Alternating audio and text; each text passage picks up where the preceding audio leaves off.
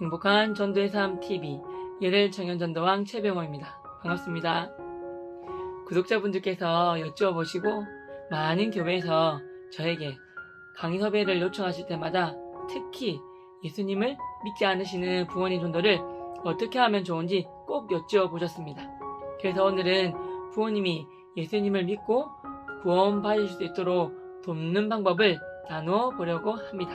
행복한 전도의 TV.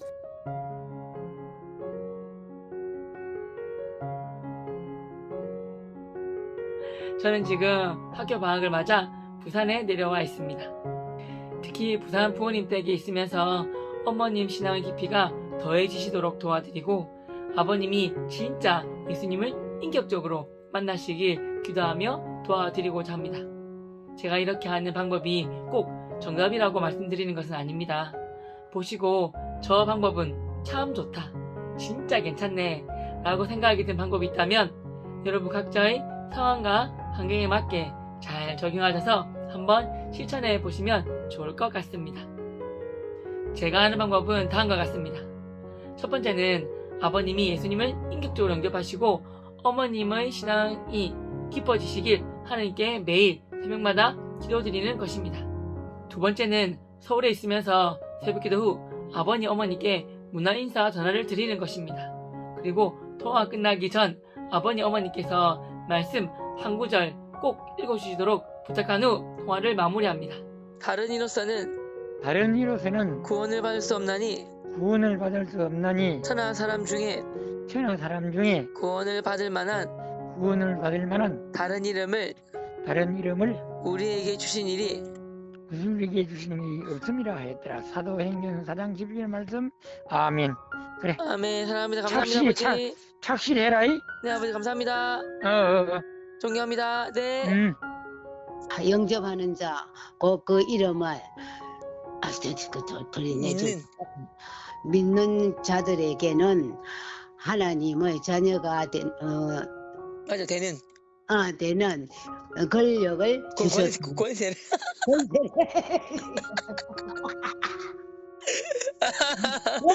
권세는 웃겨. 엄마 어떡하거든.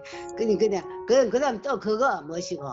세 번째는 매일 큐티를 통해 말씀을 접하실 수 있도록 했습니다. 저는 부모님이 보시기 쉽도록 큰 글자와 쉬운 우리말로 번역된 큐티책을 정기 구독해 드렸습니다. 로마서 10장 10절 말씀. 그러므로 믿음은 들음에서 나며 들음은 그리스도의 말씀으로 말미암았느니라. 아멘. 이 말씀처럼 두 분께서 매일 큐티 하시면서 말씀을 접하시도록 하기 위해서입니다. 베드로의 신앙 고백. 교회는 참된 신앙 고백 위에 세워집니다. 예수님이 가이사랴 빌립보 지방에 이르셨을 때 제자들에게 자신의 정체성에 관해 질문하십니다. 베드로가 주는 그리스도이시며 살아계신 하나님의 아들이십니다 라고 답하자 예수님은 그에게 복되다 칭찬하시며 하늘에 계신 아버지께서 이를 알게 하셨다고 말씀하십니다. 진정한 교회는 예수님을 주님이시요 구원자시며 살아계신 하나님의 아들로 고백합니다. 당시 유대인들은 자신들을 로마의 압제에서 해방시킬 정치적 메시아를 기다렸습니다. 그러나 하나님은 자기 아들을 메시아로 보내셔서 인류의 모든 죄를 해결해 주시고 죽음의 권세를 깨뜨리셨습니다. 이러한 메시아 사역은 예수님을 그리스도로 고백하는 성도와 교회를 통해 계속됩니다. 네 번째는 성경 필사입니다. 전에 한번 영상을 통해 소개해드린 것처럼 부모님께 우리 집 가보로 후손들에게 물려주기 원한다고 말씀드렸습니다. 그 후 몇 개월 뒤 아버지 어머니께서 시작해 주셨습니다. 두 분이 얼마나 정성스럽게 쓰시는지 모릅니다. 한 글자 읽으시고 기억하신 다음에 말씀을 쓰시고 이것을 반복하십니다.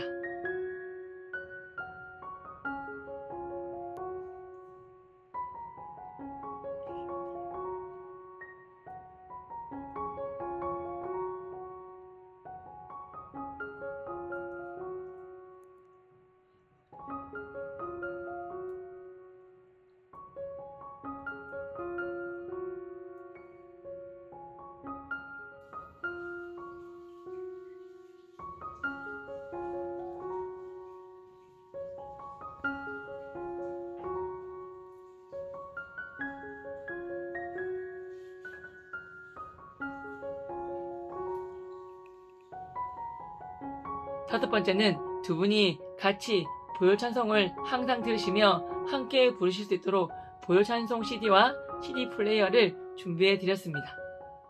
구주의 십자가 보혈로 죄 씻음 받기를 원하네. 내 죄를 씻으신 주 이름 찬송합시다.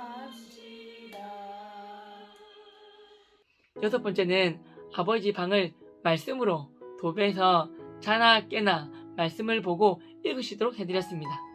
아버님은 70이 넘으시도록 불교를 믿고 계셨습니다. 25년 전에는 예수가 어디 있냐며 성경책을 찢어버리셨습니다. 6, 7년 전부터는 하나님도 믿고 그 아들 예수님도 믿지만 부처님을 좀 더 믿으신다고 하셨습니다. 1년 전부터는 예수님만이 그리스도시요 살아계신 하나님의 아들이시라는 것을 믿기 위해 노력하시는 분이 되셨습니다. 아버님 방을 성경 말씀으로 도배해 드려야겠다는 생각을 어떻게 처음 하게 되었냐면요. 다음 이야기를 듣고 나서부터입니다. 1866년 7월 고종 3년 때에 중국에서 선교 활동을 하시던 토마스 성사님이 조선 사람들에게 줄 많은 성경책들을 준비해서 한국에 들어오십니다. 제너럴 셔먼호를 타고 평양 대동강가에 도착하지만 외세를 배격하던 군인에 의해 배는 불에 타고 침몰하게 되었습니다. 다급해진 토마스 성사님은 불타는 배의 뱃머리에 올라가 성경을 뿌리셨습니다. 성경책을 가지고 무트로 내려온 토마스 성사님은 자신을 잠수한 박충권이라는 무신에게 성경책을 건네 주었습니다. 또 토마스 성사님은 순교하기 전에 12살의 최치량이라는 소년에게 성경책 3권을 주었습니다.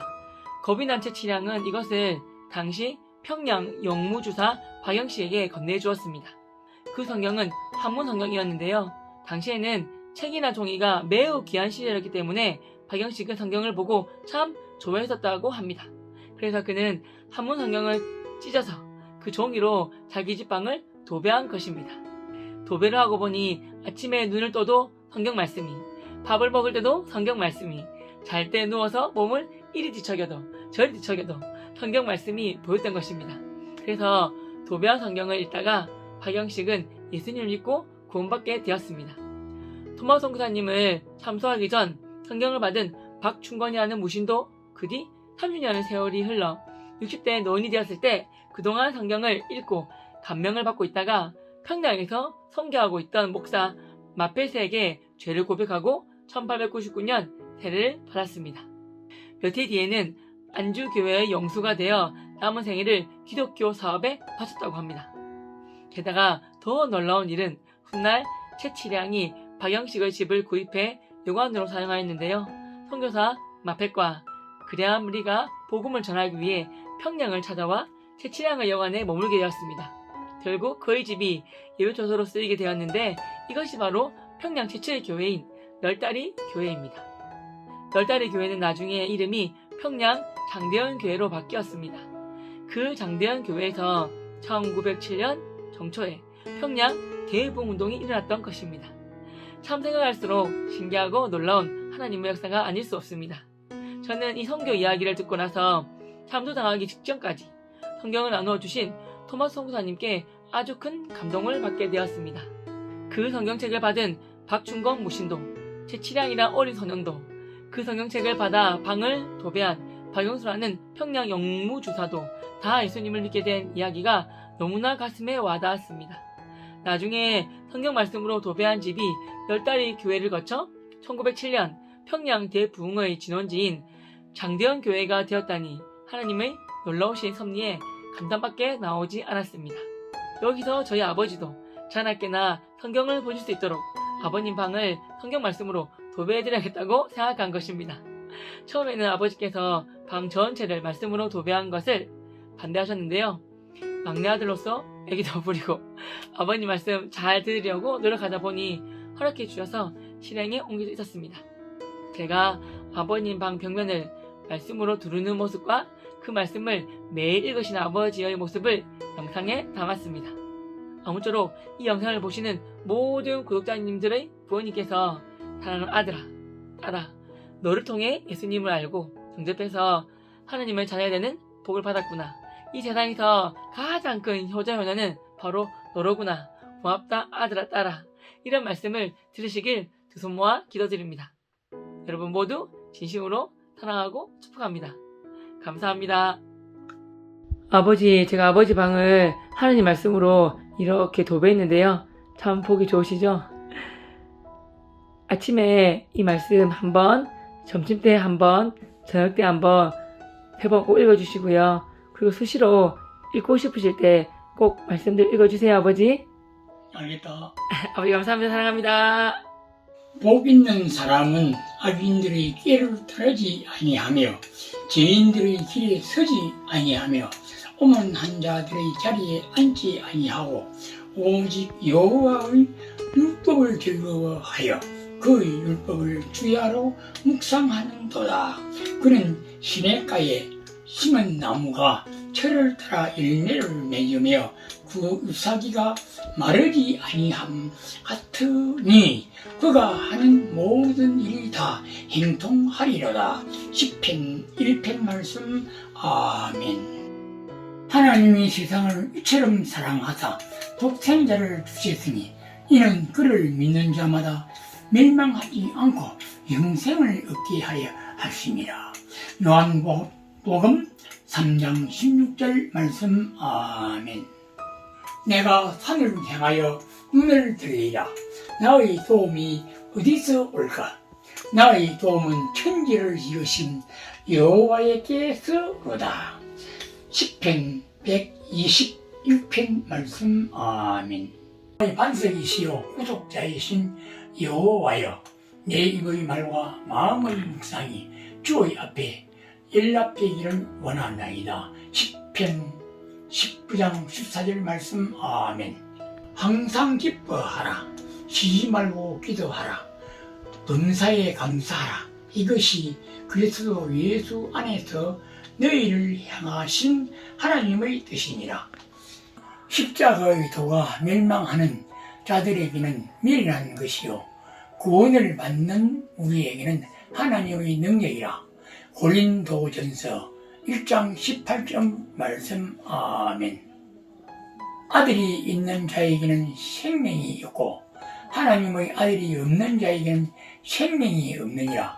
요한 1서 5장 12절 말씀. 아멘. 친히 나무에 달려 그 몸으로 우리 죄를 담당하셨으니 이는 우리로 지혜에 대하여 죽고 의에 대하여 살게 하려 하심이라.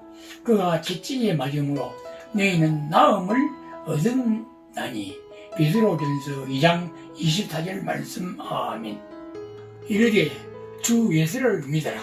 그리하면 너와 네 집이 구원을 받으리라 하고 사도행전 16장 32절 말씀. 아멘.